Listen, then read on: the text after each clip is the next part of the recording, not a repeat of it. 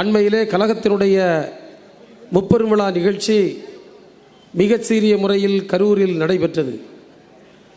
அந்த நிகழ்ச்சி திராவிட முன்னேற்றக் கழகத்தின் தேர்தல் வியூகங்களை வகுக்கின்ற ஒரு மகத்தான நிகழ்ச்சியாக, மக்கள் திரள் நிகழ்ச்சியாக நடைபெற்று முடிந்து இன்றைக்கு தொடர்ந்து அனைத்து மாவட்டங்களிலும் தமிழ்நாட்டை தலைகுனிய விடமாட்டேன் என்ற ஒரு உரத்த குரலில் தமிழ்நாட்டு மக்கள் அத்தனை பேரும் இணைந்து குரல் கொடுக்கக்கூடிய விதத்திலே இன்றைக்கு நடைபெற்று கொண்டிருக்கிறது.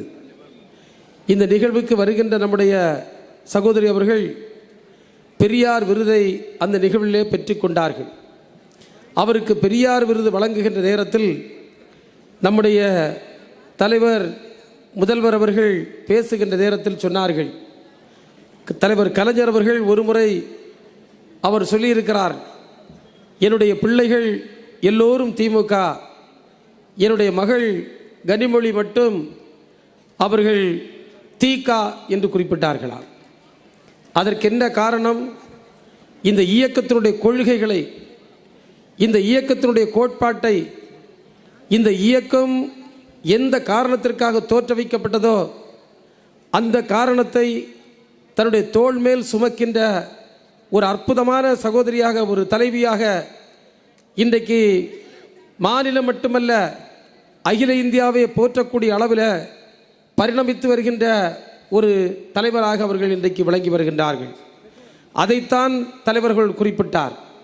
எத்தனையோ பேரை எப்படியெல்லாம் வாழ்த்தினாலும் தலைவர் கலைஞர் அவர்கள் யாரை எப்படி வாழ்த்த வேண்டும், யாரை எப்படி சொல்ல வேண்டும் என்று மிக தெளிவாக பார்த்து சொல்லக்கூடியவர். சொன்னார்கள், நம்முடைய நாடாளுமன்ற உறுப்பினர்கள் கொள்கைக்காக தேர்ந்தெடுக்கப்பட்டவர்கள், எனவேதான் அவர்களை தீகா என்றவர் குறிப்பிட்டிருக்கிறார் என்று சொன்னால், இன்றைக்கு இந்திய துணைக்கண்டத்தில் நாம் கொண்டிருக்கக்கூடிய சமூக நீதி கொள்கைக்கும், நாம் ஏற்றிருக்கக்கூடிய சமத்துவ கொள்கைக்கும், நாம் வாய் நிறைந்து பேசுகின்ற பெண்ணுரிமை என்ற கோட்பாட்டிற்கும் ஒரு மிகப்பெரிய அச்சுறுத்தல் இந்த பிஜேபி ஆர்எஸ்எஸ் சங்க பரிவார் கூட்டங்களால் ஏற்பட்டிருக்கிறது என்பதை நண்பர்களை புரிந்து கொள்ளுங்கள்.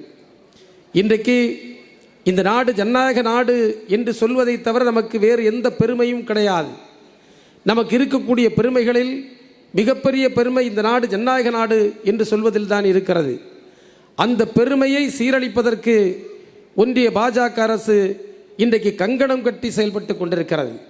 சாதாரண மக்களுக்காக எந்த திட்டமும் இல்லை, சாதாரண மக்களுடைய வாழ்க்கையை மேம்படுத்துவதற்கு எந்த முயற்சியும் இல்லை. ஆனால் வெற்று முழக்கங்களை, மத ரீதியான முழக்கங்களை அவர்கள் முன்வைத்து மக்களை பிரிக்கக்கூடிய ஒரு சதியை இன்றைக்கு செய்து கொண்டிருக்கின்றார்கள். இந்திய துணைக்கண்டத்தில் தென் மாநிலங்களில் மட்டும்தான் மக்கள் நிம்மதியோடு வாழ்கிறார்கள். தென் மாநிலங்களில் மட்டும்தான் பெண்களுக்கு பாதுகாப்பு இருக்கிறது. தென் மாநிலங்களில் மட்டும்தான் கல்விக்கான வாய்ப்பு இருக்கிறது.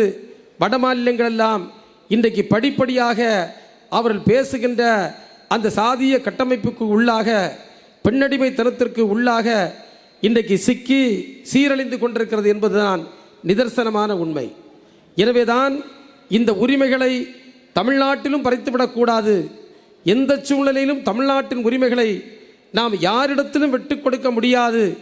எந்த சூழ்நிலையிலும் நாம் வட இந்தியாவில் சென்று அவரிடத்தில் மண்டியிட முடியாது என்கின்ற வீர முழக்கம்தான் தமிழ்நாட்டை தலைகுனிய விடமாட்டேன் என்கின்ற இந்த அற்புதமான முழக்கம்.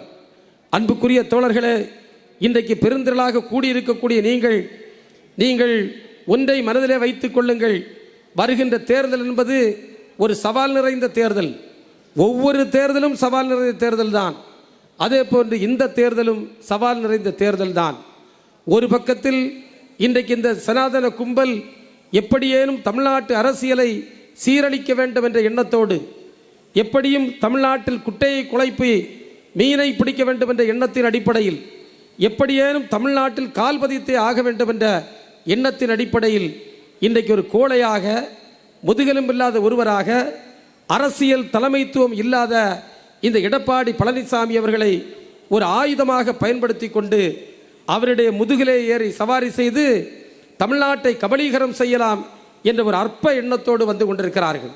அவரும் அதற்கு அடிவரடியாக, அடிமையாக அவருடைய கையிலே சிக்கி கொண்டார். இன்றைக்கு தலைவர் கலைஞர் அவர்கள் ஒருமுறை சொன்னார், பிஜேபியும் அதை சார்ந்த அமைப்புகளும் அக்டோபஸ் போன்றது. அக்டோபஸ் என்கின்ற அந்த மீன் வகையை சார்ந்த அந்த உயிரினம் கடலிலே வாழக்கூடியது, பல கால்களை கொண்டது, கிடைக்கக்கூடியவர்களை அப்படியே அமுக்கிவிடக்கூடிய ஒன்று. அதே போன்று இன்றைக்கு எடப்பாடி பழனிசாமி அவர்கள் பிஜேபி என்ற அக்டோபஸினுடைய கைகளிலே சிக்கி வெளியே வர முடியாமல் தவித்துக் கொண்டிருக்கின்றார். அவரும் திராவிட முன்னேற்ற கழகத்தை பல்வேறு நிலைகளில் குற்றம் சொல்லிக் கொண்டிருக்கின்றார். இன்னொரு பக்கத்தில் பார்த்தால் இங்கே ஏதாவது குழப்பத்தை உருவாக்க முடியுமா என்றெல்லாம் எண்ணுகிறார்கள். அவற்றையெல்லாம் முறியடித்து திராவிட முன்னேற்ற கழகம் கொள்கையின் அடிப்படையில் கட்டமைக்கப்பட்ட இயக்கம். இந்த தேசத்திற்கு ஒரு மிகப்பெரிய ஆபத்து இந்த நாட்டின் ஜனநாயகத்திற்கும் சமத்துவத்திற்கும் பெண்ணுரிமைக்கும் ஏற்பட்டிருக்கிறது. அதை முறியடித்தே தீர்வோம் என்கின்ற ஒரு முடிவை நீங்களெல்லாம் எடுத்து திராவிட முன்னேற்ற கழகம் இந்த தேர்தலில் யாரும் அசைக்க முடியாத சக்தியாக 200 நம்முடைய இலக்கு என்று நம்முடைய தலைவர் சொல்லியிருக்கிறார். அந்த இலக்கை தாண்டுகின்ற விதத்தில் நாம் களப்பணியை ஆற்ற வேண்டும் என்று உங்களை எல்லாம் அன்போடு வேண்டி விரும்பி கேட்டு நாம் தமிழ்நாட்டை தலைகுனிய விடமாட்டோம் என்று கூறி விடைபெறுகின்றேன். நன்றி, வணக்கம்.